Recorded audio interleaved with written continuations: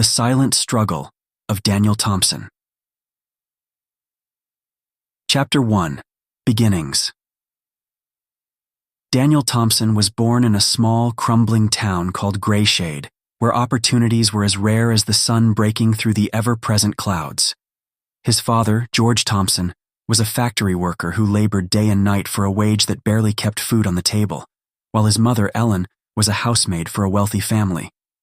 From a young age, Daniel knew hardship. His home was a small two-room shack on the outskirts of town, filled with the lingering scent of grease and sweat from his father's long shifts. The constant rumbling of nearby trains reminded him of all the places he would never visit. School was a distant dream. Daniel was needed at home to help his mother clean houses when he wasn't scavenging for food or working odd jobs to earn a few coins. His world was defined by survival, but even at 8 years old, Daniel had bigger dreams. His father used to tell him stories of men who escaped poverty by sheer willpower, though his father's eyes were always filled with a kind of resigned sadness when he did. It was almost as if George himself had given up on the idea of escape. Chapter 2. The Fall. When Daniel was 13, tragedy struck the Thompson family. His father was injured in a terrible accident at the factory. With no insurance and the factory refusing to pay compensation, George's legs were crushed beyond repair. The man who had once been the sole provider for the family became bedridden, leaving Daniel and his mother to fend for themselves. Ellen tried her best, working long hours and taking on additional jobs, but the weight of supporting the family began to wear her down. Daniel, now in his teenage years, took up a night shift at the local docks, loading and unloading cargo in the bitter cold.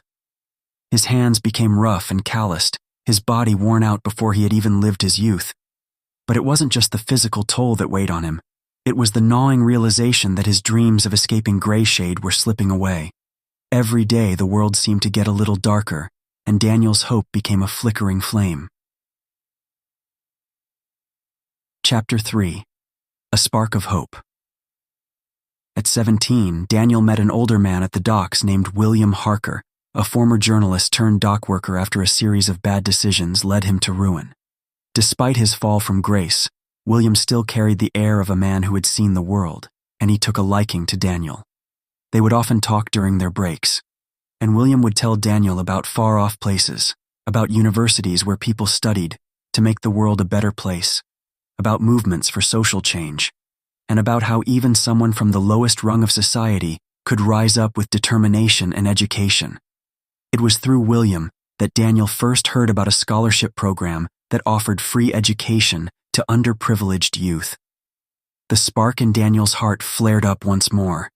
He applied, knowing that he had little chance of being accepted, but this was the first time in years that he felt the possibility of a future. Chapter 4. Struggles of the Mind. Daniel received the letter a month later. He had been accepted into the program at Western Ridge College, a prestigious institution that felt worlds away from his life in Grayshade. But the joy of this news was bittersweet. He would have to leave his mother behind, and his father's condition had worsened. Ellen insisted he go, but the guilt weighed heavily on him. He spent his days at the docks and nights preparing for college. At Western Ridge, Daniel quickly realized he was an outsider. His clothes, accent, and lack of polish set him apart from his classmates, most of whom came from wealth and privilege. The lectures were dense, the subjects alien, and the academic pressure suffocating. He struggled to keep up. Many nights he considered quitting, but the thought of returning to Grayshade, to the docks, kept him going. During his second year, he began suffering from severe anxiety. The weight of his responsibilities at home, coupled with the pressure to succeed at Western Ridge, nearly crushed him. He felt himself teetering on the edge of collapse, questioning his own worth, wondering if all his struggles were in vain. Chapter 5. Loss and Resilience. Midway through his third year, Daniel received news that shattered him. His father had passed away. He rushed home to Grayshade, consumed by grief and guilt. He hadn't been there in his father's final days. The sight of his mother, now worn and frail, deepened his despair. For months, Daniel didn't return to Western Ridge. He felt disconnected, like his purpose had been ripped from him. Every decision he made felt like a betrayal. Going back to school meant abandoning his mother, but staying in Grayshade meant abandoning his dreams. Eventually, it was his mother who pushed him to return. She reminded him that his father had wanted him to escape, to make something of himself. With a heavy heart, Daniel resumed his studies, but nothing felt the same. Chapter 6. The Struggle for Meaning. Graduating from Western Ridge should have been a triumphant moment, but Daniel felt hollow. Despite his degree, the job market was ruthless.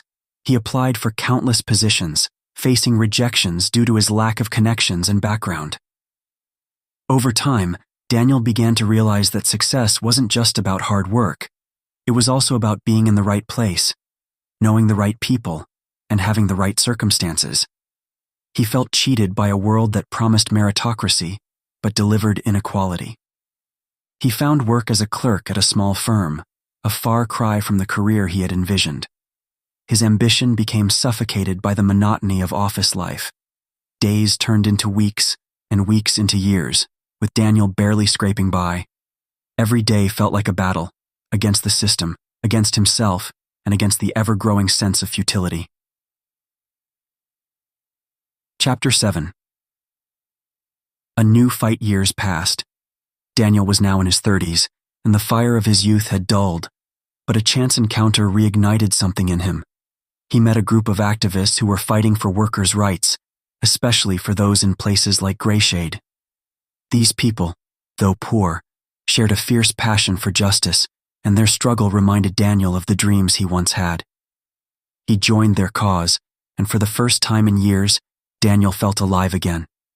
He organized protests, gave speeches, and fought against the very systems that had once oppressed him. It was a new kind of battle, one for dignity, equality, and justice, not just for himself, but for everyone like him. Chapter 8.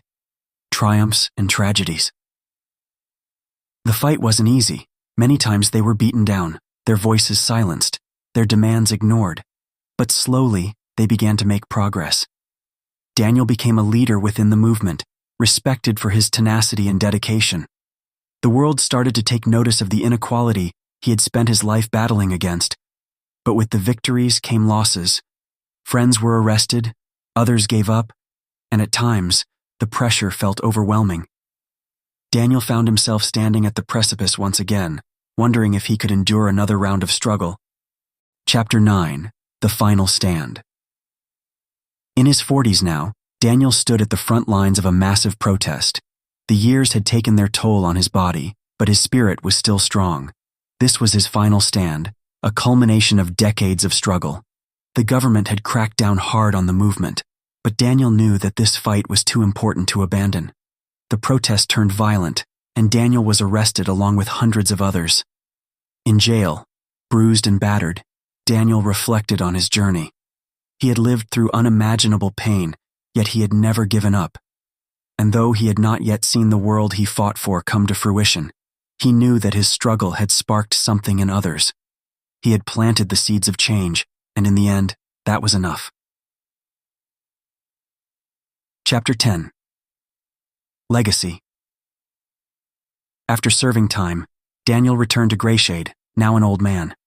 The town was different, more industrialized, more polluted, but there was something else too. There were signs of progress. The movement he had helped build had continued in his absence, and slowly, the world was changing. Laws were being rewritten, workers were being treated more fairly, and the voices of the marginalized were finally being heard. Daniel never became rich, never found fame, but his legacy was etched into the world. He had fought for those who could not fight for themselves, and in that battle, he had found meaning.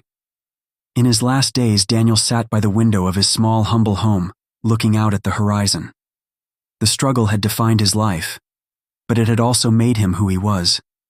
He closed his eyes, not in defeat, but in peace, knowing that he had lived a life worth living.